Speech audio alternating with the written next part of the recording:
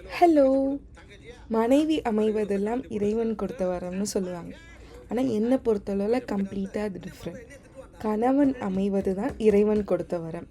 ஏன்னா இப்போ இருக்கிற காலத்தை பார்த்தாலும் சரி, இல்லை ஃப்யூச்சரை பார்த்தாலும் ஃப்யூச்சரை நம்ம யோசிப்போம்ல, இப்படி தான் வரும், இப்படி தான் இருக்கணும். அப்படி பார்க்கும் போதும் இந்த ப்ராவர்ப் தான் இனிமேல் அதிகமாக எல்லோரும் சொல்லுவாங்கன்னு நினைக்கிறேன். எங்கள் அம்மா சொல்லிகிட்டே இருப்பாங்க, போ ஒரு சப்பாத்தி கூட பிணைய தரல, சப்பாத்தி மாவு கூட பிணைய தரல, போகிற வீட்டில் உன்னை வச்சு குத்துவாங்க போ அப்படிங்கிற மாதிரி சொல்லுவாங்க.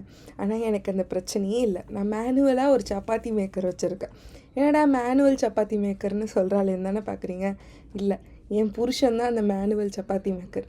மாவு பிசையறதுலேருந்து தேய்ச்சி போடுற வரையும் அவரே பண்ணிடுவார். எனக்கு தேய்ச்சி போட்டு எடுக்கலாம் தெரியும், ஆனால் அவர் அந்த வேலையெல்லாம் என்னை பண்ண விட மாட்டார். அவரே பண்ணி முடிச்சுருவார். நான் இப்போதைக்கு ஹவுஸ் ஒய்ஃபாக தான் இருக்கேன். அவர் வேலைக்கு போனாலும் வேலைக்கு போயிட்டு ஈவினிங் சப்பாத்தி மாவு பிணைஞ்சு தேய்ச்சி அவர் தான் போடுவார்.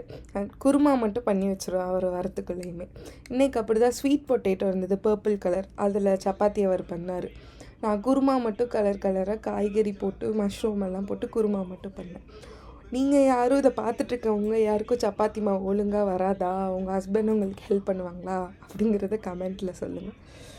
எங்கள் சண்டே லன்ச் இப்படி தான் போணுச்சு. இன்னொரு வீடியோவில் பார்க்கலாம். பாய்.